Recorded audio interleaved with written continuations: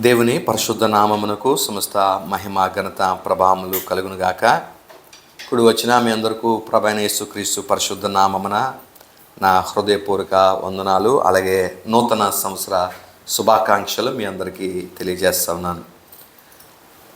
వాక్యాన్ని చదువుకున్నటువంటి ఈ వాక్య భాగము 13వ అధ్యాయంలో నుండి మరి మాటలు మనము చదివి ఉన్నాం. లూకాసు వార్త 13వ అధ్యాయంలో ఈ మాటలు మనం చదివాం. ఇందులో మరి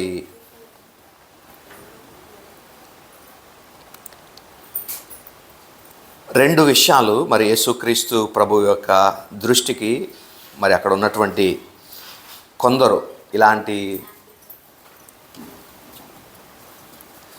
యేసుక్రీస్తు ప్రభువు దగ్గర ఉన్నటువంటి కొందరు వ్యక్తులు ప్రభువుకు ఈ మాటలు తెలియపరిచినట్లుగా మనం చూస్తూ ఉన్నాం. రెండు విషయాలను ఇక్కడ మనం చూస్తూ ఉన్నాం. ఏంటి ఆ విషయాలు అంటే, మొదటిది పిలాతు గలిలయులైన కొందరి రక్తము వారి బలులతో కలిపి ఉండెను. ఏమో అర్థమవుతుంది ఈ మాటను చదవగానే మీకు? పిలాతు అప్పటి రోమా గవర్నర్గా మరి ఇతడు ఉన్నాడు.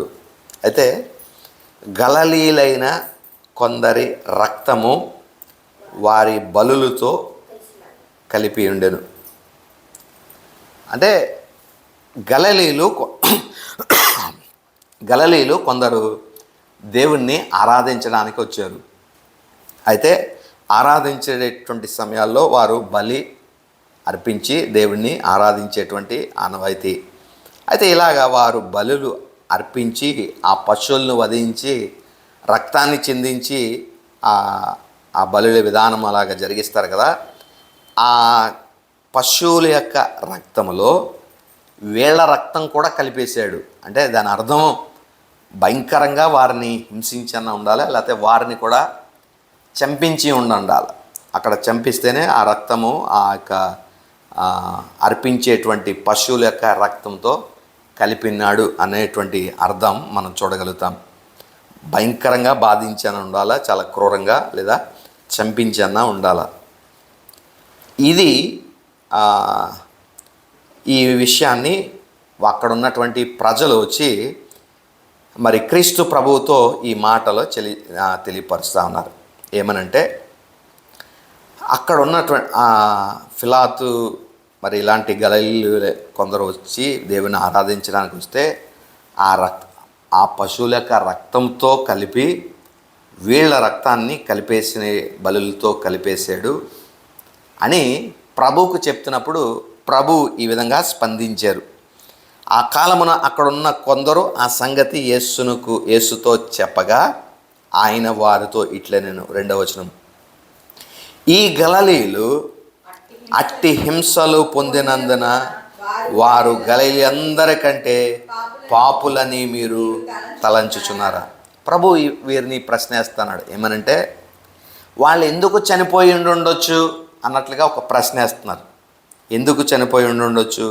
ఒకవేళ మీరు ఇలా అనుకుంటున్నారా అని ప్రభు చెప్తున్నారు. ఏమనంటే, ఆ చనిపోయిన గలిలయులు అలాంటి హింస బలి దేవుని సన్నిధిలోకి వెళ్ళి ఆరాధించేటువంటి వాళ్ళు, వారి రక్తము పశువులతో పాటు కలపబడిందంటే అలాంటి హింస వారికి కలిగి ఉండడానికి కారణం ఏమై ఉండొచ్చు అని మీరు అనుకుంటున్నారు అని వారిని ప్రశ్నిస్తూ, వారు మిగిలిన గలిలయులందరికంటే పాపులని మీరు తలంచుచున్నారా? మిగిలిన గలిలయలో ఉన్నటువంటి ప్రజలందరికంటే ఈ దేవుణ్ణి ఆరాధించడానికి వచ్చిన వారి రక్తాన్ని ఎవరైతే పిలాతు పశువుల రక్తంతో కలిపేశాడో వీళ్ళే వాళ్ళందరికంటే పాపులని మీరు తలస్తున్నారా? ఎందుకంటే వాళ్ళ ఉద్దేశము ఆ విధంగా ఉంటుంది. ఎలాగ ఉంటుంది? వీళ్ళు ఏదో ఒక చేయరాని కార్యం చేసి ఉండొచ్చు, ఏదో ఒక తప్పు చేసి ఉండాలా, ఏదో ఒక పాపం చేసి ఉండాలా, అందుకనే వీరి రక్తం ఇలాగా పశువుల యొక్క రక్తంతో చిందింపబడింది అనేటువంటి విధానంలో వారు ఆలోచన చేస్తున్నారు. కాబట్టి ప్రభు వారి ఆలోచన ఎరిగిన వాడై ఈ మాట చెప్తున్నారు. మిగిలిన వాళ్ళందరికంటే వీళ్ళు పాపులని, వీళ్ళకి ఎలాంటి దుస్థితి కలిగిందని మీరు అనుకుంటున్నారా అని ప్రశ్న వేసి దానికి జవాబు కూడా ఆయనే చెప్తున్నారు 3వ వచనంలో. కారని మీతో చెప్పుచున్నాను. అంటే వాళ్ళ రక్తం చిందింపబడడానికి కారణము మిగిలిన వాళ్ళందరికంటే వీళ్ళు పాపులని కాదు అని ప్రభు చెప్తూ వీరికి ఒక చొరక అంటిస్తున్నట్లుగా ఈ మాట వీరికి తెలియపరుస్తూ ఉన్నాడు. ఏంటి ఆ మాట మనం చూస్తే, మీరు మారు మనస్సు పొందని ఎడల మీరందరూ అలాగే నశింతురు. మారు మనస్సు పొందని ఎడల మీరందరూ అలాగే నశింతురు. ఇక్కడ ఈ కాంటెక్స్ట్లో ఏమన్నా సందర్భం ఇక్కడ ఉందా? వీళ్ళు చేసిన పాపము ఏదైనా ఉన్నది అన్నట్లు ప్రభు గ్రహించాడా? మన దృష్టిలో మారు మనసు అంటే మనం ఏమని అనుకుంటాం? మారు మనసు అంటే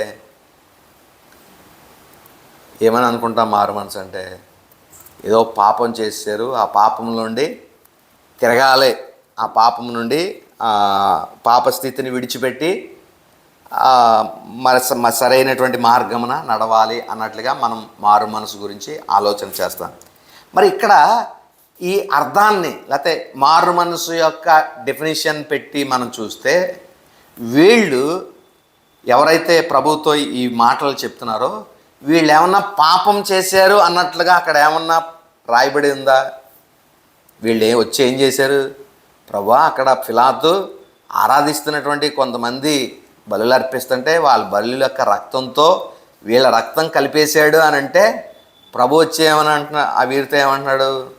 మీరేమనుకుంటున్నారు? వాళ్ళేమో నా పాపులని మీరు అనుకుంటున్నారా అని వాళ్ళు చెప్తూ, మీరు కూడా మారు మనసు పొందకపోతే అలాగే అయిపోతారు. ఇక్కడ వాళ్ళు చేసిన పాపం ఏంటి? వీళ్ళు చేసిన పాపం ఏంటి? సరే, పోనీ అది అలాగే ఉంచుదాం. రెండవ సందర్భాన్ని మనం ఒకసారి ఆలోచన చేద్దాం. రెండవ సంగతి కూడా జరుగుతుంది. ఏంటంటే 4వ వచనం నుండి ఈ మాటలు మనం చూద్దాం. మరియు సిలోయోములోని గోపురము పడి చచ్చిన ఆ 18 మంది, ఆ గోపురం, యెరూషలేముకి అనేక గోపురాలు ఉంటాయి.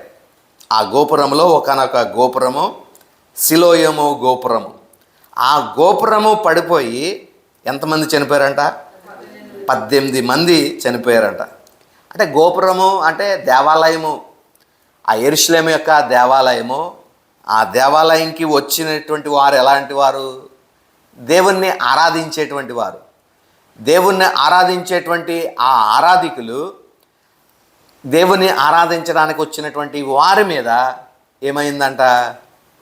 గోపురం పడి కూలిపోయి వారి మీద పడి ఆ గోపురం ఉన్నటువంటి ఆ 18 మంది చనిపోయినట్లుగా మనం ఇక్కడ చూస్తూ ఉన్నాం.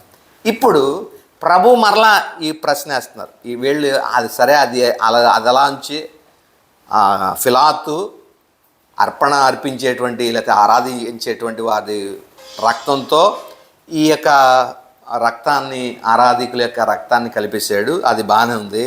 సరే, ఇక్కడ ఇంకొక సంఘటన కూడా వీళ్ళు జ్ఞాపం చేస్తున్నారు ప్రభుకి. ఏంటి అంటే గోపురం పడి 18 మంది చనిపోతే ప్రభు మరలా ప్రశ్న వేస్తున్నారు. ఏమనంటే ఇక్కడ 4వ వచనంలో 2వ భాగం నుంచి మనం చదివితే, యెరూషలేములో కాపురం ఉన్న వారందరికంటే, అంటే యెరూషలేములో ఎంతమంది ప్రజలు ఉంటే అంతమంది ప్రజల్లో ఈ చచ్చిపోయిన వాళ్ళే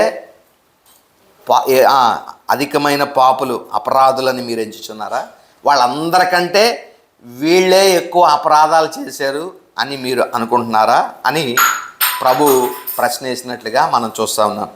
మళ్ళీ ప్రభు దానికి కూడా ప్రశ్నకు సమాధానం ప్రభువే చెప్తున్నారు.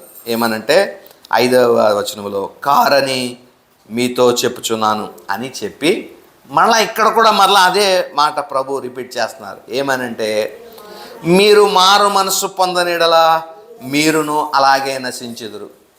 మారు మనస్సు పొందనిడలా మీరును అలాగే నశించిపోతారు. వీళ్ళేమో ఒక విషయాన్ని చెప్తున్నారు, ప్రభా ఈ గోపురం పడి ఇంతమంది చనిపోయారు, ఫిలాతు ఇంతమందిని చంపేశాడు అని వీళ్ళు చెప్తుంటే ప్రభువు ఏమని అంటున్నారు, మీరు మారు మనస్సు పొందండి అంటున్నారు. అంటే ఏమి వీళ్ళు పాపం చేసిన స్థితి ఎక్కడ మనకు కనబడుతుందా? వీళ్ళు చేసినటువంటి పాపం ఏమైనా పోనీ లిస్ట్ అవుట్ చేయబడిందా ఇందులో అంటే? ఇక్కడ వీళ్ళు ఆలోచనని ప్రభు ఎరిగాడు. ఆ ఆలోచనని ప్రభు మార్చడానికి ఈ విధానంగా ప్రభు మాట్లాడాడు అనే విషయాన్ని మనం ఇక్కడ గ్రహించవలసిన వారమై ఉన్నాం. ఉదాహరణకి ఈ రీతిగా ఆలోచన చేద్దాం. ఈ మాట ఏదైతే మారు మనసు అనేటువంటి మాట ఉందో దాని అర్థాన్ని జాగ్రత్తగా మనం పరిశీలన చేయాలి. తెలుగులో మరి ఎందుకు అలాగా చేశారనేటువంటిది తెలీదు. 2 పదాలకు కలిపి ఒక పదాన్నే 2 అట్లుగా విభాగించారు. 2 వేరు చోట్ల, లేకపోతే 2 సార్లు ఇలాగా ఆ మాటలు రాయడం మనం చూస్తూ ఉన్నాం. ఉదాహరణకి మారు మనసు అనే పదానికి ఇంగ్లీష్ టర్మ్ మనం ఆలోచన చేస్తే ఏమని అంటాం? ఇంగ్లీష్లో మారు మనసుకి రెపెంటెన్స్ అంటాం. అలాగే తెలుగులో కూడా తెలుగులో ఇంకొక పదం పశ్చాత్తాపము అనే పదం ఉంది. దీనికి అర్థం ఏంటి? పశ్చాత్తాపం అనే పదానికి ఇంగ్లీష్ పదం అని అడుగుతున్నాను. రెపెంటెన్స్కి పశ్చాత్తాపంకి మళ్ళీ సేమ్ అదే పదం రెపెంటెన్స్ అనే ఆ మాట వాడబడుతుంది. మీరు ఈ ఖాళీగా ఉన్నప్పుడు కొంచెం ఇంటికి వెళ్ళిన తర్వాత మారు మనసు అనే పదాలు మీరు సెర్చ్ చేస్తూ వస్తాయి కదా బైబిల్లో. మారు మనసు తర్వాత రెండోది పశ్చాత్తాపము. ఆ యాప్లో మనం ఆ పదాలు కొడితే వాటి రెఫరెన్స్లు ఎక్కడెక్కడ ఉన్నాయో అని వస్తుంది. అవి ఇంగ్లీష్ బైబిల్తో మీరు కంపేర్ చేసి చూడండి. మారు మనసు అనే ఉపయోగించిన పదం కానీ, పశ్చాత్తాపము అనే ఉపయోగించినటువంటి పదం కానీ, 2 పదాలకు ఇంగ్లీష్లో వాడబడిన ఒకే ఒక్క పదం ఏంటంటే రెపెంటెన్స్. రెండిటికి కలిపి ఒకటే పదం రెపెంటెన్స్ అనే పదం వాడారు. మరి తెలుగులో మనకి 2 పదాలు 2 వేరు కాన్సెప్ట్స్ లాగా మనకి అర్థాన్ని ఇచ్చేవిగా ఉంటాయి. మారు మనసు పొందండి, మీరు పశ్చాత్తాపడండి, మారు మనసు పొందండి అని మరి అక్కడ బోధకులు బల్లగుద్ది ఇలాగా క్రైస్తవుల్ని లేకపోతే విశ్వాసుల్ని అదరగొట్టేయడానికి ఈ 2 పదాలు ఒకటే అనే విధానము మరి ఆ ఆలోచన మనం ఒకసారి ఆలోచన చేయాలి. రెపెంటెన్స్ అనే మాటకే ఈ 2 అర్థాలు వస్తూ ఉన్నాయి. మారు మనసు అన్నా తర్వాత పశ్చాత్తాపం అన్నా ఈ రెండిటికి కూడా ఒకటే అర్థం వస్తుంది, రెపెంటెన్స్. సరే, ఇప్పుడు ఈ విషయాన్ని మనం అర్థం చేసుకుందాం. ఆ రూట్ వర్డ్లోనికి వెళ్తే కరెక్ట్ మీనింగ్ మనకి చూడగలుగుతాం. రూట్ వర్డ్ ఏమని వస్తుంది అని అంటే మెటనోయా అనే పదం ఉపయోగింపబడింది. గ్రీక్లో దీనికి పదం ఉపయోగింపబడిన పదం మెటనోయా అనే పదానికి అర్థము చేంజ్ ఆఫ్ మైండ్. రెపెంటెన్స్ అని మనం చూస్తున్నాం కదా, దానికి వాడబడిన ఆ రూట్ వర్డ్ యొక్క దీన్ని మనం చూస్తే మీనింగ్ చూస్తే చేంజ్ ఆఫ్ మైండ్ అంటే మనస్సు మార్చుకొనుట. మారు మనస్సు అని మనం అంటున్నాం కదా, దాన్ని మనస్సు మార్చుకొనుట అనే అర్థం మనం చూడగలుగుతా ఉన్నాం. కాబట్టి ఈ విధానంగా దీన్ని మనం ఆలోచన చేస్తే మనస్సు మార్చుకొనడం. ఉదాహరణకి ఈ తప్పిపోయినటువంటి కుమారుడు యొక్క వృత్తాంతం మనం తీసుకుందాం. మనం తెలుగులో ఉపయోగించిన ఈ 2 పదాలు ఏదైతే ఉన్నాయో పశ్చాత్తాపము, రెండోది మారు మనసు. పశ్చాత్తాపం అంటే ఏమని అంటాం మనకు తెలిసింది, మన క్రైస్తవులుగా చిన్నప్పటి నుంచి మనం వింటున్న అర్థం, మనకు తెలిసిన అర్థం ఏంటి? పశ్చాత్తాపం అంటే మనం చేసింది తప్పు అని మనం గ్రహించడం.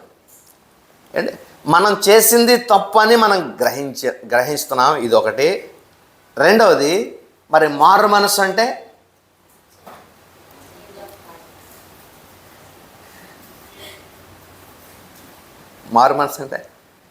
అంటే అప్పుడు ఎలా ఉండేవాడిని, ఇప్పుడు ఎలాగ అయిపోయాను, మారు మనసు.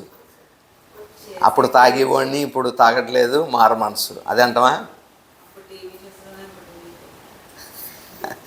అదే అలాగే మనం ఆలోచన చేస్తూ ఉంటాం. ఇప్పుడు ఆ తప్పిపోయిన కుమారుడి యొక్క వృత్తాంతాన్ని మనం తీసుకుందాం. ఈ రెండు ఎలాగా సింక్ అవుతాయో ఒకసారి మనం ఆలోచించేద్దాం. ఈ వర్డ్ మాత్రం మనం పెట్టుకుందాం. మెటనోయా అంటే ఏమని చెప్పుకున్నాం? చేంజ్ ఆఫ్ మైండ్, మనస్సు మార్చుకోవడం అనేటువంటిది. సరే, ఇప్పుడు తప్పిపోయిన కుమారుడు ఆ కథ మనకు తెలుసు కదా. తండ్రి వద్ద నుండి ఆస్తి ఇచ్చేయమన్నాడు. తండ్రి ఆస్తి ఇచ్చాడు, ఆస్తి పట్టుకుని వెళ్ళిపోయాడు సంతోషంగా. తను దుర్వ్యాపారం చేశాడు, ఆ ఆస్తినంతా పాడు చేశాడు. ఇంకా ఆ పందులు తినేటువంటి పొట్టు కూడా తినడానికి సిద్ధపడిపోయాడు. అప్పుడు అతనికి అక్కడ ఒక మాట రాయబడినటువంటి మాట ఏంటంటే, బుద్ధి వచ్చినప్పుడు అనే ఒక మాట ఉంటుంది. బుద్ధి వచ్చినప్పుడు అంటే ఏంటి ఆ బుద్ధి రావడం అంటే ఏంటి? అంటే ఇతడు చేసిన పని తప్పు అని గ్రహించగలిగాడు. దీన్ని మనం ఏమని చెప్పచ్చు? మనం చెప్పుకున్న మాటల్లో పశ్చాత్తాపం. అంటే చేసిన పని తప్పని పశ్చాత్తాపం. నేను వచ్చిన మార్గం తప్పు అని తెలుసుకున్నాడు. తప్పు అని తెలుసుకున్నప్పుడు ఇతడు ఏం చేయాలా? నేను వచ్చిన మార్గం రాంగ్ అన్నప్పుడు నేను ఏం చేయాలా? రాంగ్, తప్పుడు మార్గంలో వచ్చానని చెప్పి అలా ఇంకెళ్ళిపోతూ ఉంటావా? తప్పుడు మార్గం అని తెలుసుకుని నేనేం చేస్తానంటే మార్గాన్ని మార్చుకుని మరలా ఆ రైట్ మార్గంలో వెళ్తాం కదా. దీన్ని మనం ఏమని అంటున్నామంటే మారు మనస్సు అంటున్నాం. అంటే పశ్చాత్తాపం అంటే అతడు చేసింది తప్పు అని గ్రహిస్తున్నాడు. గ్రహించిన తర్వాత నేను రైట్ మార్గంలో మరలా అతడు ప్రయాణించేటువంటి మార్గాన్ని. అందుకనే ఆ పదము యొక్క అర్థం మనం చూస్తే మెటనోయా అనే పదానికి అర్థము టర్నింగ్ 180 degrees. సపోజ్ ఇప్పుడు నేను ఎలా ఉన్నాను, ఆ మార్చ్ పాస్ చేస్తున్నప్పుడు అబౌట్ టర్న్ అంటే ఇలా ఉన్నవాడిని మళ్ళీ వెనక్కి తిరుగుతాం. అంటే 180 degrees నేను ఇలాగా రొటేట్ అవ్వడం, ఇలా ముందు నుంచున్న వాడిని వెనక్కి తిరగడం అనమాట. కాబట్టి ఆ అర్థాన్ని ఇస్తూ ఉంది. మెటనోయా అనేటువంటి పదముకి అర్థము ఆ అర్థం ఇవ్వబడతా ఉంది. మన మనస్సును మార్చుకోవడం, చేంజ్ ఆఫ్ మైండ్ అనే మాటను మనం చూడగలుగుతా ఉన్నాం. కాబట్టి ఇవి రెండు వేర్వేరు అని కాదు, ఇవి రెండు కలిపి ఒక దాంట్లోనే ఉన్నాయి. మెటనోయా అనేటువంటి పదములో ఈ రెండు కూడా ఇమిడి ఉన్నాయి. ఏ రెండు? పశ్చాత్తాపము, రెండోది మారు మనస్సు. ఈ రెండు కలిపే ఉన్నాయి మెటనోయా అనేటువంటి పదంలో. అతడు చేసింది తప్పు అని గ్రహించాడు. గ్రహించి మరలా నా తండ్రి ఇంటి దగ్గర నేను సంతోషం ఈ లోకంలో ఉందని నేను వచ్చేసాను డబ్బు పట్టుకుని, కానీ నా డబ్బు పోయింది తప్ప సంతోషం నాకు లేదు. కాబట్టి నిజమైన సంతోషం నాకు నా తండ్రి ఇంటి దగ్గరే ఉంది.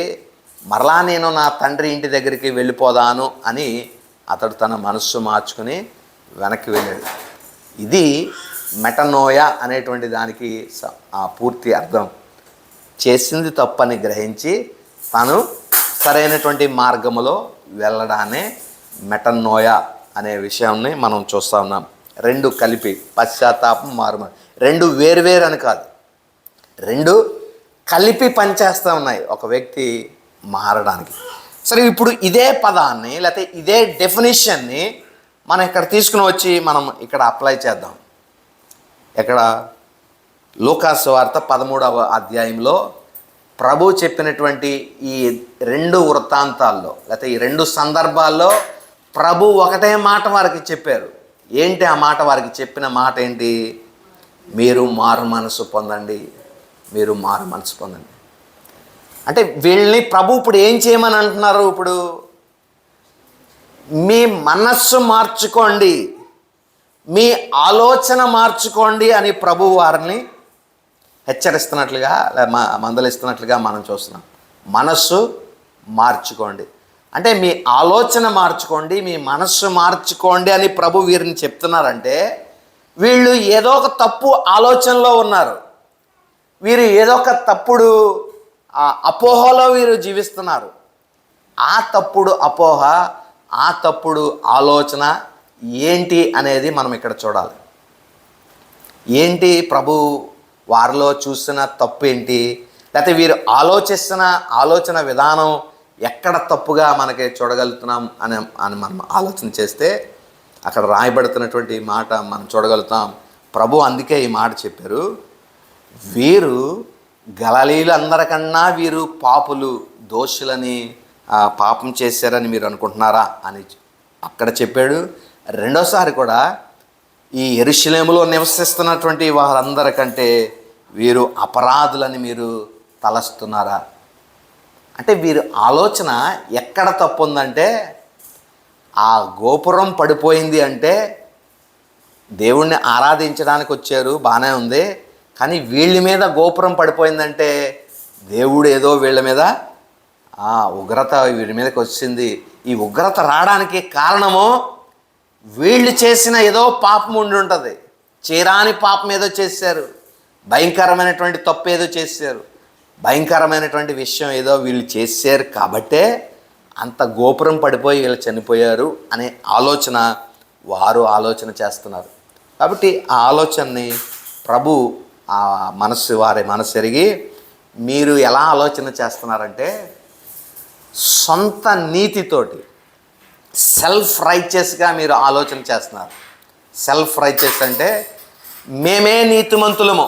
ఆ ఉపమానాలు కూడా, ఈ ఉపమానాలు చెప్పేవి ప్రభు ఆ విషయాలు, చాలా విషయాలు ఉపమానాలు ఎందుకొరకు చెప్పారని మనం ఆలోచన చేస్తే, తామే నీతిమంతులమని తలంచేటువంటి శాస్త్రులు, పరిసయ్యుల కొరకు దేవుడు కొన్ని ఉపమానాలు చెప్పాడు. తామే నీతిమంతులమని చెప్పుకునేటువంటి వారు అంటే వీళ్ళ ఉద్దేశంలో మేము ఇప్పుడు బాగున్నాము, మేము ఇప్పుడు ఇంత ఎలాగున్నాము కాబట్టి మేము ఎలాంటి వాళ్ళము, భక్తిపరులము, మేము నీతిమంతులము కాబట్టి మా మీద గోపురం పడలేదు, మేము నీతిమంతులము, మేము భక్తిపరులము కాబట్టి మా రక్తము మా బలులతో కలవలేదు అన్నట్లుగా వీరు ఆలోచన చేస్తారు. వాళ్ళది మరి కలిసిపోయింది కదా, వాళ్ళు అర్పించేటువంటి బలులతో వారి రక్తం కలిసింది కాబట్టి దానికి కారణం ఏంటంటే వీళ్ళు మంచోళ్ళు కాదు, వీళ్ళు భక్తిపరులు కాదు, వీళ్ళు నీతిమంతులు కాదు కాబట్టే వాళ్ళ మీదకి ఆ శిక్ష వచ్చింది అన్నట్లుగా వారు ఆలోచన. వీళ్ళ మీద పడిపోయింది, గోపురం పడిపోయింది, కారణం మేము భక్తిపరులం కాబట్టి మా మీద పడలేదు, నీతిమంతులము యథార్థవంతులం కాబట్టి మాకు ఇలాంటిది పడలేదు, వీళ్ళు భక్తిపరులు కాదు కాబట్టి గోపురం వీళ్ళ మీద పడిపోయింది, నీతిమంతులు కాదు కాబట్టి గోపురం పడిపోయింది అనే ఆలోచన ఏదైతే ఉందో, మీరు ఇలా ఆలోచన చేస్తున్నారు కదా, ఈ ఆలోచన నుండి మీరు ఏం చేయాలంటే, మీరేదో పరిశుద్ధులని మీ మీద పడలేదని మీరు అనుకుంటున్నారు, వాళ్ళు ఏదో పాపం చేశారని వాళ్ళ మీద పడిపోయిందని అనుకుంటున్నారు కదా, ఈ ఆలోచన నుండి మీరు ఏమవ్వాలా, మెటనోయా, మీ మనస్సు మార్చుకోండి, మీ ఆలోచన విధానాన్ని మార్చుకోండి.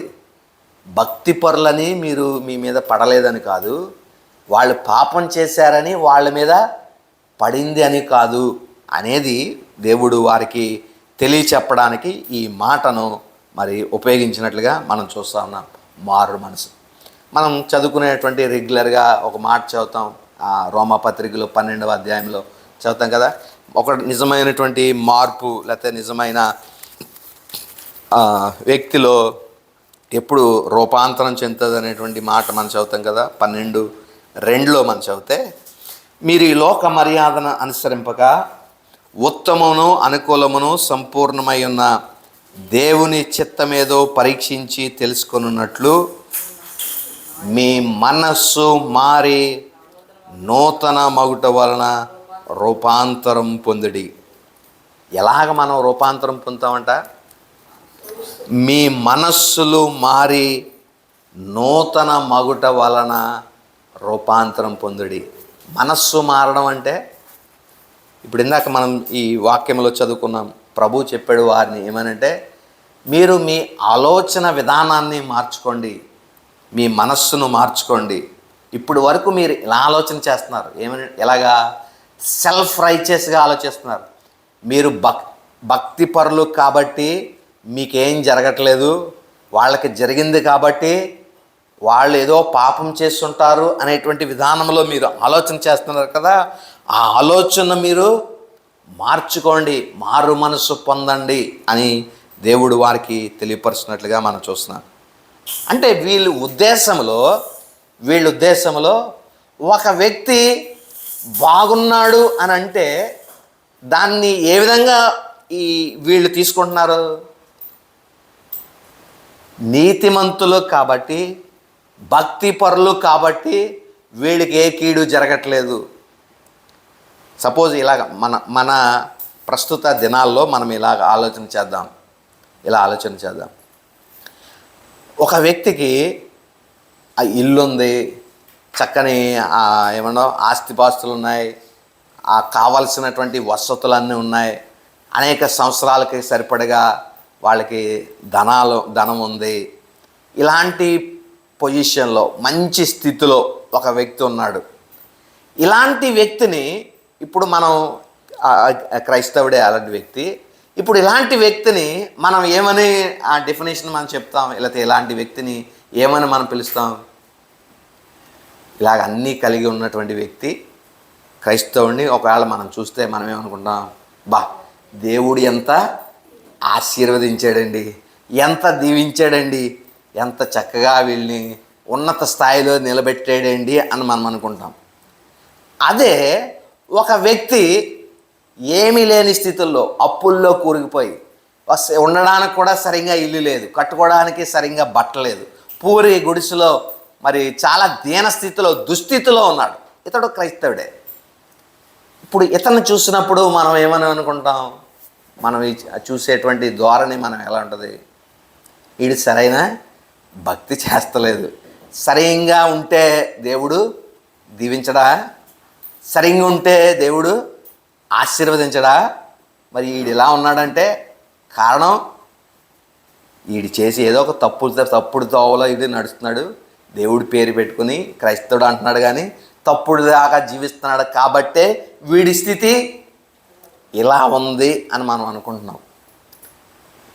అయితే ఇప్పుడు ప్రభువు చెప్పేటువంటి నిర్వచనం ప్రకారం వీళ్ళకి ఈ సిలోయము గోపురం పడిపోయినటువంటి వారి యొక్క సందర్భం కానీ, గలిలీయులైనటువంటి కొందరు వచ్చి బలి అర్పించడానికి వచ్చిన వారి యొక్క రక్తాన్ని వారి బలులతో కూడా కలిపేసినటువంటి వృత్తాంతాన్ని కానీ, రెండు విషయాల్లో కూడా ప్రభు వారితో ఈ మాటను చెప్పడం, ఈ సందర్భాన్ని ఉపయోగించడం మనం చూస్తాం. ఏమనంటే, వారు రక్తం చిందింపబడడానికి వారి పాపము కారణం కాదు, మీ రక్తము చిందింపబడకపోవడానికి మీరు పరిశుద్ధులనే కారణం కాదు, మీరు నీతిమంతులు యథార్థవంతులని మీకు ఇలా జరగలేదని కాదు, వాళ్ళు ఏదో పాపము చేశారని అది కారణం కాదు.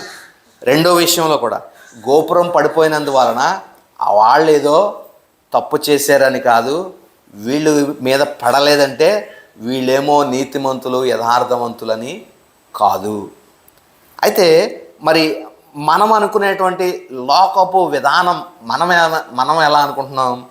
ఒక వ్యక్తికి అన్నీ ఉన్నప్పుడు ఆ వ్యక్తిని మనం కూడా ఎలా ఆలోచన చేస్తాం? దేవుడు దీవించేశాడు అంటే వ్యక్తికి అన్నీ బాగుంటే ఆశీర్వదింపబడినట్టుగాను, ఒక వ్యక్తికి ఏదైనా సమస్య వచ్చి కష్టాల్లో ఇరుకులు ఇబ్బందుల్లో ఉంటే ఆ వ్యక్తిని మనం ఎలాగ ఆలోచన చేస్తాం? వీడు ఏదో పాపం చేస్తుంటాడు, ఏదో తప్పు చేస్తుంటాడు. వాళ్ళు అప్పుడు అలాగే కదా అనుకున్నారు, ఏదో తప్పు చేసేది బట్టి అది వచ్చి కూలిపోయి వీడి పడిపోయింది, వీళ్ళు ఏదో తప్పు చేశారు కాబట్టి ఇంత ఇలాగ అప్పులు పాలైపోయి ఇంత కష్టాల్లోకి వెళ్ళిపోయారు అని వీళ్ళని ఆలోచన చేసేటువంటి ఈ ఆలోచన విధానాన్నే ప్రభు తప్పు పట్టినట్లుగా మనం చూస్తూ ఉన్నాం. మీరు మారు మనస్సు పొందండి. ఇప్పుడు కూడా ప్రస్తుత దినాల్లో మనం చూసేటువంటి బోధల్లో కూడా చాలా ఒక వ్యక్తిని ఆశీర్వదింపబడినటువంటి స్థితిగా ఇవి ఉండాలి, ఇవన్నీ ఉంటే ప్రభు నిన్ను దీవించినట్టు, ప్రభు నిన్ను ఆశీర్వదించినట్లు అని మనం చెప్తున్నటువంటి ఈ విధానము దేవుని దృష్టిలో ఎలా ఉంది అని మనం ఆలోచన చేస్తే సెల్ఫ్ రైచియస్గా మనము కూడా ఆలోచన చేస్తున్నట్లుగా, స్వనీతి పరంగా, మన భక్తి పరంగా, అంటే మనం భక్తి పరులం కాబట్టి మనకేం జరగకుండా మనం ఇంకా ఉన్నత స్థాయిలో, ఉన్నత స్థితిలో, ఆశీర్వదింపబడిన స్థితిలో ఉంటున్నామని, లేదా ఏదైనా కష్టం వచ్చినటువంటి వ్యక్తికి వీడు ఏదో పాపం చేశాడు కాబట్టి ఇలాంటి స్థితిలో ఉన్నాడు అనే స్థితిని మనం ఆలోచించాలి. దీనికి బెస్ట్ ఎగ్జాంపుల్ ఏంటంటే అదే లోకాసు వార్తలోనే ఈ ధనవంతుడు దరిద్రుడైనటువంటి లాజర్ కథను మనం చూడగలుగుతాం. అంటే ఇది మనందరికీ తెలుసు కదా, ధనవంతుడు దరిద్రుడైనటువంటి లాజర్ కథ మనకు తెలుసు. ఇప్పుడు ఈ ఈ ఈ విధానాన్ని ఒకసారి ఆలోచన చేద్దాం. అప్పటి దినాల్లో ఇలాంటి ఆలోచన వారికి ఉండేది. ఒక వ్యక్తికి ఏదైనా రోగం వస్తే ఆ రోగాన్ని ఎలాగ వారు చూసేవారంటే, ఒక పాపం ఏదో చేశాడు కాబట్టి వీడికి ఆ రోగం వచ్చింది అన్నట్లుగా వారు ఆలోచన చేసేవారు.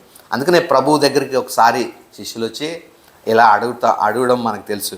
అయ్యా, వీడు గుడ్డివాడిగా పుట్టడానికి ఏంటి కారణం? వీడు చేసుకున్న పాపమా, లేకపోతే వీడు తల్లిదండ్రులు చేసిన పాపమా? అంటే వీళ్ళ ఆలోచన ఎలా ఉందంటే, వీడు గుడ్డివాడిగా పుట్టడానికి లేకపోతే గుడ్డివాడు అవ్వడానికి కారణం ఐదర్ ఇతడి పాపమన్నా ఉండాలా, లేదా వీళ్ళు తల్లిదండ్రుల యొక్క పాపమన్నా అయి ఉండాలి అని ఆలోచన. అంటే అలా పాపం చేస్తేనే ఇలా గుడ్డివాళ్ళుగా ఉంటారు, అలా పాపం చేస్తేనే ఇలాంటి రోగాలు వస్తాయి, అలాంటి పాపం చేస్తేనే ఇలాంటి పరిస్థితి కలుగుతుంది అనే ఆలోచన అప్పటి దినాల్లో వాళ్ళకు ఉండింది. పాపం చేస్తేనే ఇలాంటి దుస్థితులు కలుగుతుంది అనేటట్టు. ఇప్పుడు ఈ ధనవంతుడు తర్వాత దరిద్రుడైనటువంటి లాజర్ వృత్తాంతాన్ని మనం తీసుకున్నప్పుడు, లాజర్ యొక్క స్థితి మనం చూస్తే అతడు ఆ ధనవంతుడి ఇంటి దగ్గరకు కూడా వచ్చేటువంటి పరిస్థితి లేనప్పుడు ఎవరో వచ్చి ఇతన్ని అక్కడ తీసుకొచ్చి కూర్చోపెట్టేవారు. దేనికంటే ధనవంతుడి ఇంట్లో నుండి ఏదైనా ఆహారం ఇతనికి వస్తుంది, దాని ద్వారా ఇతడు జీవనాన్ని సాగించవచ్చు. అంటే వాళ్ళ దృష్టిలో ఈ దరిద్రుడు తన దరిద్రానికి కారణము ఏమై ఉండొచ్చు అని వీళ్ళు అనుకుంటున్నారు. వీడు చేసిన పాపం వీడు చేశాడో, లేకపోతే వీళ్ళ తల్లిదండ్రులు చేశారో, అందుకొరకు ఈ దుస్థితిని, ఈ యొక్క భయంకరమైన పాప స్థితిని ఇప్పుడు దాని శిక్షను ఇప్పుడు అనుభవిస్తున్నాడు అని వీళ్ళు ఆలోచన చేస్తున్నారు.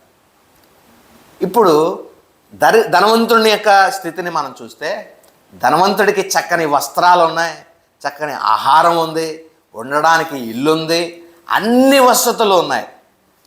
ఇప్పుడు ఈ ఇద్దరిలో ప్రస్తుత క్రిస్టియానిటీని బట్టి మనం అప్లై చేసి వీళ్ళిద్దరిలో ఎవరు ఏంటి అని మనం డిసైడ్ చేయమంటే మనం ఏమని చెప్తాం?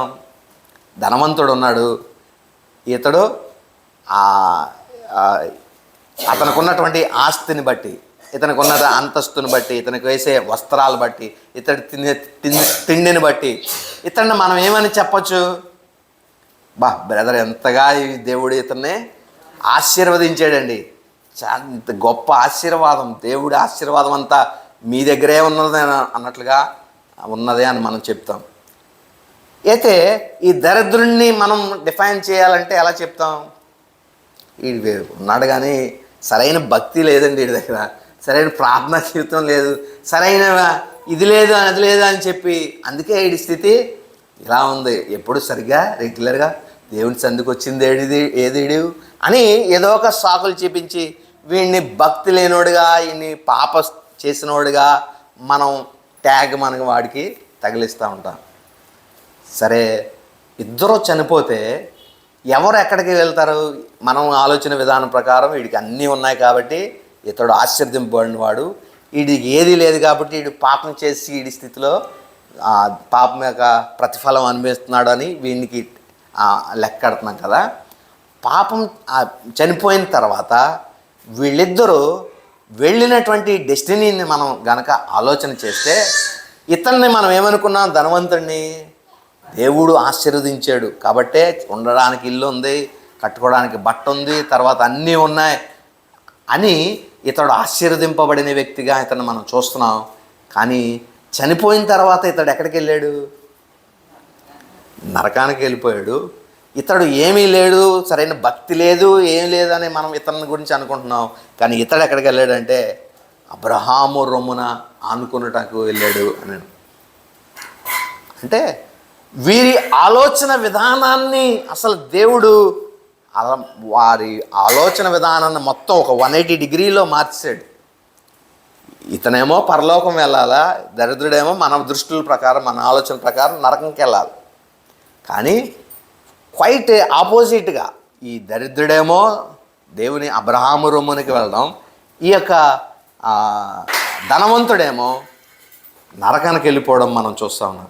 అంటే దేవుడు ఇక్కడ ప్రభువారు ఏం చేయడానికి, లేకపోతే ఏమి ప్రూవ్ చేయడానికి, లేకపోతే వాళ్ళ యొక్క ఆలోచన తప్పు అని చెప్పడానికి దేవుడు ఈ స్థితిని కనపరుస్తున్నట్లుగా, లేకపోతే ఈ వృత్తాంతాన్ని, ఈ ఉపమానాన్ని చెప్తున్నట్లుగా మనం చూస్తున్నాం.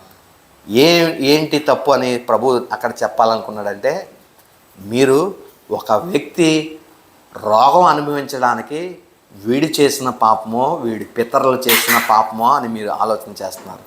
లేదా ఒక వ్యక్తి దీనస్థితి, దుస్థితిలోనికి వెళ్ళిపోవడానికి కారణము మరి వాడు చేసిన పాపము అని మీరు ఆలోచన చేస్తున్నారు. ఒక గోపురం పడిపోయి చనిపోతే ఆవిడ చేసుకున్న పాపాన్ని బట్టి అది ఆడి మీద కూలిపోయింది అనుకుంటున్నారు. లేదా ఒక జరగకూడని సంఘటన జరిగితే వాడు చేసిన పాపాన్ని బట్టి ఆడికి ఆ విధంగా జరిగింది అని అనుకుంటున్నారు. అని ఒక ప్రక్కన మీకు జరగలేదంటే మీరు భక్తిపరులని, యథార్థవంతులని, నీతిమంతులని మీరు అనుకుంటున్నారు. ఈ విధానము తప్పు అని ప్రభు ప్రూవ్ చేయడానికి ఈ మాటలు చెప్తున్నాడు. ఏంటి ప్రభు చెప్పినటువంటి ఆలోచన? మీరు బాగున్నారంటే ప్రభు మిమ్మల్ని ఆశీర్వదించేయడని కాదు, మీరు బాగోలేకపోతే ప్రభు యొక్క శాపం మీ మీద, లేకపోతే ఉగ్రత మీ మీదకి వచ్చింది, లేకపోతే మీరు పాపం చేసిన వారని కూడా కాదు అని వారి ఆలోచనని ప్రభు మార్చడానికి ఈ సందర్భాలను ప్రభు చెప్తున్నట్లుగా మనం చూస్తాను. అందుకనే ప్రభు అక్కడ అంటున్నాడు, మీ మనస్సు మార్చుకోండి. అంటే దేవుడు వారి ఉద్దేశంలో ప్రభు ఏమని చెప్పడానికి వారు దేవుడు ఆలోచన చేస్తున్నాడంటే, మీరు ఆలోచనించే ఆలోచన విధానం తప్పు కాబట్టి తప్పిపోయిన కుమారులు చేసినట్లుగా ఏం చేయాలా? అతడు వెళ్ళే మార్గం తప్పని తెలుసుకున్నాడు. తప్పని తెలుసుకుని ఆ మార్గాన్ని విడిచి మరలా వెనక్కి వచ్చాడు. అలాగే మీరు మీ ఆలోచిస్తున్న ఆలోచన విధానము వీళ్ళందరికంటే పాపులని మీరు అనుకుంటున్నారా? కాదు. వాళ్ళు చనిపోయింది ఏదో ప్రమాదవశాత్తు అది జరిగి చనిపోయారు. దానివలన దీనికి తీసుకొచ్చి వీళ్ళేదో పాపం చేస్తుంటారు, అందుకనే పిలాతు వారి రక్తాన్ని బలులతో కలిపేశాడు. అదే వీరేదో తప్పు చేస్తుంటారు, అందుకనే గోపురం వారి మీద కూలిపోయింది అనే ఆలోచన విధానము తప్పు. కాబట్టి మీరు ఆలోచన విధానము తప్పని మీరు తెలుసుకున్నారు. ఇప్పుడు మీరేం చేయాలా? చేంజ్ ఆఫ్ మైండ్, మీ ఆలోచన మార్చుకోండి. మీ ఆలోచన ఇప్పుడు మనకి కలిసి వచ్చి అంత ఆశీర్వదింపబడి, లేకపోతే అన్ని దీవెనలాగా మనకు కనపడుతున్నప్పుడు మనం ఏమని అనుకుంటాం? అబ్బా, దేవుడు నా భక్తిని మెచ్చాడు, అందుకే నాకు అంటే ఇలాగే కదా ఆలోచన చేస్తాం. ఏదైనా ఉద్యోగం వచ్చిందనుకోండి, లేకపోతే ఏదైనా మంచి జరిగిందనుకోండి, ఏదైనా కలిసి వచ్చిందనుకోండి, వెంటనే మనం ఏమని అనుకుంటాం? ప్రభు నాకు ఈ ఆశీర్వాదం ఇచ్చాడు, ప్రభు నన్ను దీవించాడు, ప్రభు నా భక్తిని బట్టి, లేకపోతే నా యొక్క నీతిని బట్టి, నా యథార్థ స్థితిని బట్టి ఇలాంటి స్థితిని ఇచ్చాడు అని మనం అనుకుంటా ఉంటాం. అలాంటిది కాదు ప్రియులరా. అది ఒకవేళ ఏదైనా పోయిందనుకోండి, ఉన్న ఉద్యోగం పోయింది, లేదా ఉన్న ఇది ఏదో ఒకటి మనం కోల్పోయాం, అప్పుడు అయ్యో నేను దేవుని సన్నిధిలో ఏదో తప్పు చేశాను, అందుకనే ఇది పోయినట్టుంది. వెంటనే యోబును కూడా తన స్నేహితులు ఎందుకు అలా చేశారు?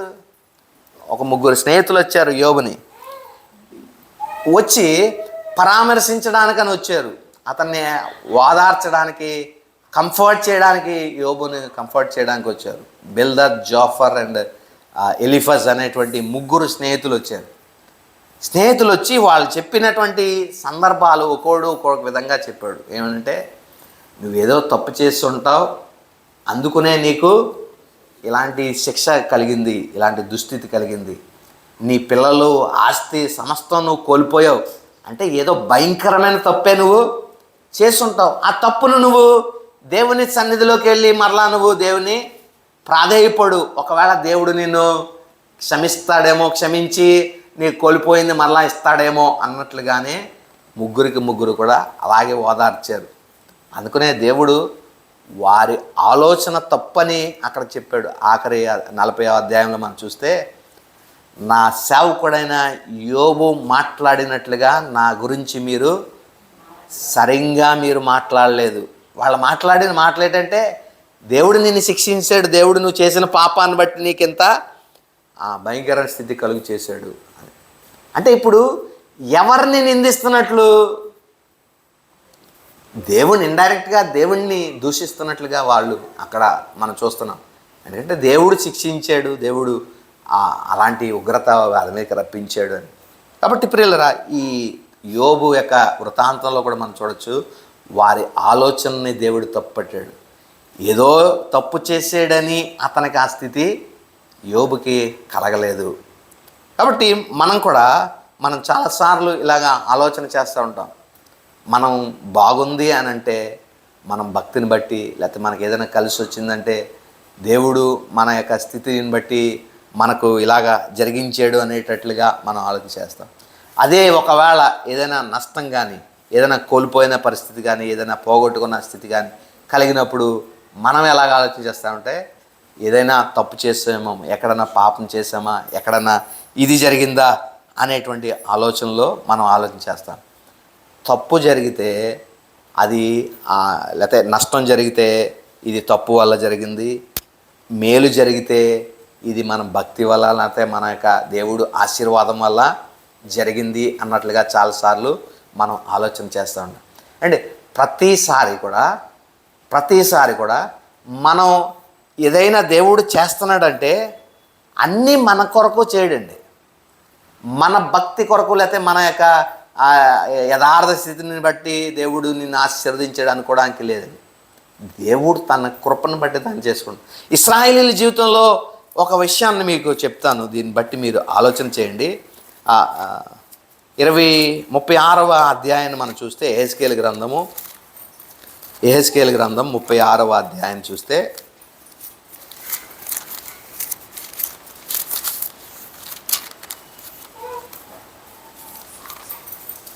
యెహెజ్కేలు గ్రంథము 36వ అధ్యాయం. ఇక్కడ ఇశ్రాయేలీయులు దేవుని యొక్క దేవుని నామాన్ని అవమానపరిచినట్లుగా ఇక్కడ మనం చూడగలుగుతా ఉన్నాం. 22వ వచనం మనం చదువుదాం. 22వ వచనం. కాబట్టి ప్రభువు యెహోవా సెలవిచ్చినదేమనగా, ఇశ్రాయేలీయులారా, మీ నిమిత్తము కాదు కానీ అన్యజనులలో మీ చేత దూషణ నొందిన నా పరిశుద్ధ. చూడండి, ఇక్కడ మనం చూస్తే దేవుని నామము దూషణ చెందిందంట. దేవుని నామము దూషణ చెందింది. ఎలాగ దేవుని నామం దూషణ చెందింది అని మనం ప్రశ్నిస్తే, ఇశ్రాయేలీయులు ఎక్కడికి వెళ్ళిపోయారు? చెరలోనికి వెళ్ళిపోయారు.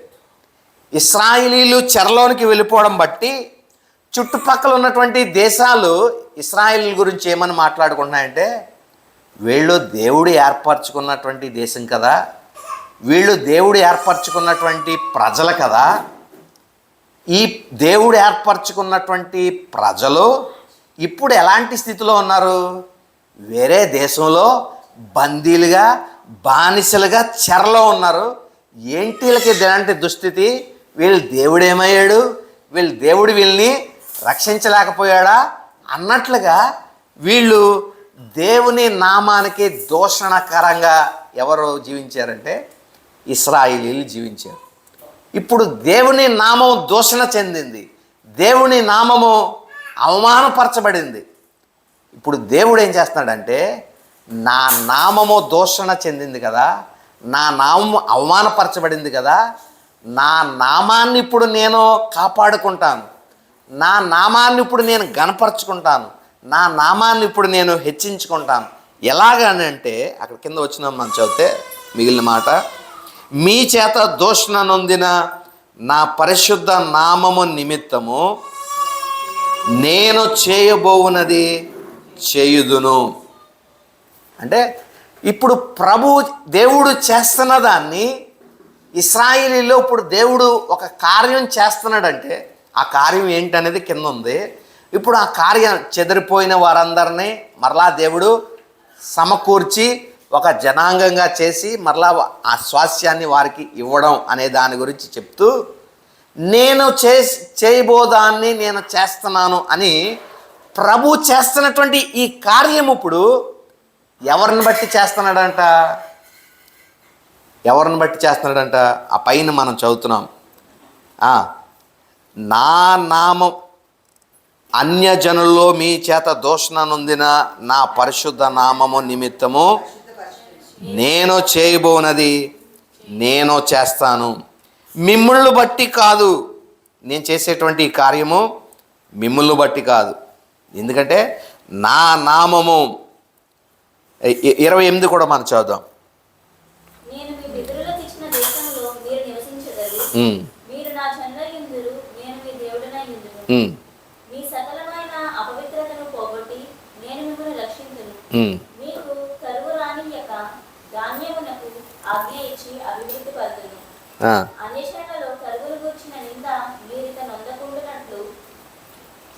ముప్పై 32 చదువుదాం. 32 మీ నిమిత్తము నేను ఇలాగూ చేయటలేదని తెలుసు. అండి, మీ నిమిత్తం నేనేమి ఇలా చేస్తలేదు. మీరేదో మంచోళ్ళని, మీరేదో భక్తిపరులని, మీరేదో యథార్థపరులని చెదిరిపోయినటువంటి మిమ్మల్ని అందరినీ నేను పోగేసి మరలా ఒక దేశంలా చేసి మీ యొక్క దోషాన్నంతా నేను పరిహరించి మీకు ఒక నూతన మనస్సు ఇచ్చి ఇలాగ చేసేటువంటి ఈ కార్యము మీకోసం నేను చేయట్లేదు. ఎందుకోసం నేను చేస్తున్నాను? ఆ పైన 22లో మనం చదువుకున్నాం కదా, దేవుని నామము అవమానపరచబడింది, దూషణ పాలైపోయింది. ఆయన నామము దూషణ పాలవ్వకుండా, ఆయన నామముకి అపకీర్తి కలగకుండా తన నామాన్ని దేవుడు తాను కాపాడుకోవడానికి ఏం చేస్తున్నాడు? చెదిరిపోయిన ఇశ్రాయేలీలందరినీ పోగు చేసి వారిని ఆశీర్వదిస్తున్నాడు మరలా. ఇప్పుడు చెప్పండి, ఇశ్రాయేలీలు ఈ ఆశీర్వాదం పొందుకోవడానికి ఆ కింద వచనాలన్నీ మనం చదివితే, మీ మీద నా ఆత్మను కుమ్మరిస్తాను, మీకు నూతన హృదయాన్ని ఇస్తాను, తర్వాత మీ ఆ రాతి గుండెని తీసి మాంస గుండెని పెడతాను, మీ దోషాన్నంతా కూడా నేను పరిహరిస్తాను, మిమ్మల్ని మళ్ళా పోగు చేస్తాను, ఒక దేశంలో మిమ్మల్ని మళ్ళా నాడతాను అని దేవుడు చేసిన ఈ కార్యాలన్నీ కూడా ఎవరిని బట్టి చేస్తున్నాడు? కింద వచనంలో ప్రకారం మిమ్మల్ని బట్టి చేశానని అనుకోవద్దు. మరి ఎవరిని బట్టి చేశాడు? ఆయన నామాన్ని కాపాడుకోవడానికి, ఆయన నామానికి ఘనత తెచ్చుకోవడానికి, ఆయన నామానికి ప్రభావం తెచ్చుకోవడానికి ఈ కార్యం చేస్తున్నాడు. ఇప్పుడు ఇలాంటి మన జీవితాల్లో జరిగాయి అనుకోండి, ఒకవేళ మన చెదిరిపోయినట్లుగా ఉన్నటువంటి కుటుంబాన్ని మనల్ని కలిపి మనకి ఇంత ఆశీర్వాదాలు ఇచ్చి, మనకు నూతన హృదయం ఇచ్చి, మన దోషాలంతా పరిహరించి మనల్ని చక్కగా తయారు చేసాడు అనుకోండి దేవుడు. అప్పుడు మనం ఏమనుకుంటాం? దేవుని దృష్టిలో నేను చాలా ఆశీర్వదింపబడ్డాను, దేవుడు నా స్థితిని బట్టి దేవుడు ఆనందించాడు కాబట్టి నాకు ఇలా చేసాడు అని మనం అనుకుంటాం. కానీ ఇక్కడ వాక్యం బట్టి ఇక్కడ మనం చూస్తే, నేను చేసింది మిమ్మల్ని బట్టి చేయట్లేదు, మిమ్మల్ని బట్టి నా నామం ఒకప్పుడు అవమానపరచబడింది, ఆ అవమానం పరచబడినటువంటి నామాన్ని మరలా నేను గణపరచుకోవడం కోసం ఈ కార్యాలు నేను చేయనది నేను చేస్తాను. అంటే ఇప్పుడు మనం పొందుకునేటువంటి ఆశీర్వాదాలు మనం చెప్తాం కదా. ఇన్ని రోజులు నేను ఇలా ఉండి ప్రార్థన చేశానండి, దేవుడు నా ప్రార్థన అంగీకరించి నాకు చక్కని జవాబిచ్చాడు అని, లేదా విశ్వాసంతో నేను దేవునికి ఉద్యోగం లేనప్పుడు ఒక 10,000 దేవునికి కానుక ఇచ్చాను విశ్వాసంతో, వెంటనే నెల తిరగకుండానే నాకు ఉద్యోగం వచ్చింది. మరి ఇవన్నీ ఏంటి, ఎలాగ వీటిని ఆలోచించాలి?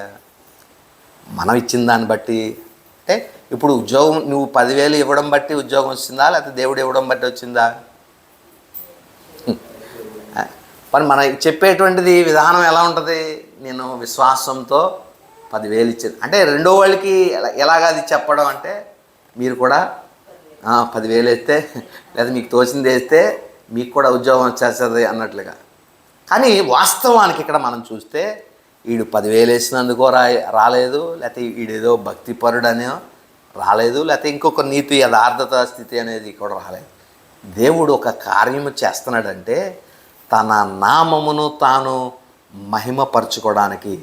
ఇక్కడ ఇశ్రాయేలీయుల జీవితంలో మనం చూస్తే ఆయన నామము అవమానపరచబడినందువలన ఇప్పుడు ఇదే మనకి కూడా పెట్టుకొని దేవుని ప్రజలమని మనం చెప్పుకొని దుస్థితిలో దీన దౌర్భాగ్య స్థితిలో మనం ఉన్నప్పుడు మనల్ని బట్టి ఏం కలుగుతుంది? దేవునికి అవమానము, అపకీర్తి, దూషణ కలుగుతుంది. ఇప్పుడు ఇశ్రాయేలీయులకి బట్టి అదే కలిగింది. ఇశ్రాయేలీయులను బట్టి దేవుని నామం ఎందుకు దూషణ కలిగింది? దేవుని ప్రజలని చెప్పుకునే ఇశ్రాయేలీయులు చెదిరిపోయి బానిసలుగా, స్లేవ్స్గా ఒక చెరలో ఉండడాన్ని బట్టి మిగిలిన దేశాలన్నీ అనుకుంటున్నాయంట, వీళ్ళు దేవుని ప్రజలు కదా, దేవుడు ఏర్పరచుకున్న వంశం కదా, ఇప్పుడేంటి ఇలాంటి దుస్థితిలో ఉన్నారు అని దేవుని నామానికి అవమానం కలుగుతుంటే దేవుడు అంటున్నాడు, నేను చేసేది నేను చేస్తాను, అదేదో మిమ్మల్ని బట్టి చేశానని అనుకోవద్దు, అది నా నామ ఘనత కొరకు నేను చేస్తున్నానని ప్రభు చేశాడు. కాబట్టి మన ఆలోచన విధానము మార్చుకుందాం. ఈ నూతన సంవత్సరంలో ఈ రోమా పత్రికలో రాయబడినట్లుగా 12లో మనం చదువుకున్నాం కదా, మీ మనస్సు మారుట వలన రూపాంతరము పొందుడి. మీ మనస్సు మారి నూతన మగుట వలన రూపాంతరం పొందాలి అనే మాట రాయబడుతుంది. కాబట్టి ఒక వ్యక్తి యొక్క జీవితము ఎప్పుడు మార్చబడుతుంది? ఒక వ్యక్తి యొక్క జీవితం ఎప్పుడు మార్చబడుతుంది? మనస్సు మారడాలి. మనస్సు మారినప్పుడు నూతనం అవడం వల్ల మనం రూపాంతరం చెందుతాం. ఏదో సంవత్సరం మారినప్పుడు క్యాలెండర్లు మారుతాం, లేదా పాత బట్టలు తెచ్చి కొత్త బట్టలు వేస్తాం, లేకపోతే ఇంటిని డెకరేట్ చేస్తాం, ఇలాగ ఏవో రెజల్యూషన్స్ మారుతాం. వీటి వలన మనిషి జీవితం అయితే ఎన్నడూ మారదు. మనస్సు, మనం ఎప్పుడైతే మనస్సు మార్చి రూపాంతరం పొందుతామో, అంటే మన ఆలోచన విధానం, మనసు మారడం అంటే ఇందాక చెప్పుకున్నాం కదా, ఆలోచన మార్చుకోవడం, change of mind, metanoia, change of mind. మన ఆలోచనల్ని మార్చుకోవాలి. భక్తి విషయాల్లో, లేకపోతే మనం ఆశీర్వదింపబడుతుంటే ఇది దేవుడు నా భక్తిని బట్టి ఇలాగా ఆశీర్వదించాడు అనే కలిసి వస్తే అలా అనుకుంటాం. లేకపోతే ఏదన్నా నష్టం జరిగితే మనం ఏదో తప్పు చేసాము అన్నట్లుగా, ఆ దేవుడు ఇలా చేశాడు, తప్పు కొరకు నన్ను శిక్షించాడు అన్నట్లుగా ఆలోచించే ఆలోచన విధానాన్ని మార్చుకోండి అని ప్రభువారికి హెచ్చరిస్తున్నాడు. ఏమనంటే, మీరు కూడా మారు మనసు పొందనిడలా అలాగే నశిస్తారు. కాబట్టి మనం నశించిపోకూడదంటే మొదటిది మన హృదయాల్ని, ఆలోచన విధానాన్ని మనం మార్చుకోవాలి. ఈ నూతన సంవత్సరంలో అట్టి రీతిగా మనం మన ఆలోచన విధానాన్ని మార్చుకుని ప్రభువుకు మన జీవితాలు మరి సమర్పించుకున్న వారమై ఆ క్రీస్తు ఆలోచనించే ఆ ఆలోచన విధానాన్ని మనం కూడా ప్రభువు కలిగిన మనస్సు మనం కలిగి ఉందాం. స్వనీతి మీద మనం ఆధారపడద్దు. శాస్త్రులు, పరిసయ్యులు వారంతా కూడా స్వనీతిని ఆధారం చేసుకుని, సెల్ఫ్ రైచియస్నెస్ని ఆధారం చేసుకుని చేశారు. వారి భక్తిని బట్టి కానీ, వారి నీతిని బట్టి కానీ ఏది కలగదు అనేది ప్రభు తెలియపరుస్తున్నాడు. ఆయన మహిమ కొరకు ఏదైనా చేయగలడు అనే విషయాన్ని మనం ఇక్కడ అర్థం చేసుకోగలుగుతాం. కాబట్టి ఆయన మహిమ కొరకు ప్రభు చేసే కార్యాలకు ఘనత ఇవ్వాల్సి వస్తే ఇది ప్రభు మహిమ కొరకే మనం ఇద్దాం.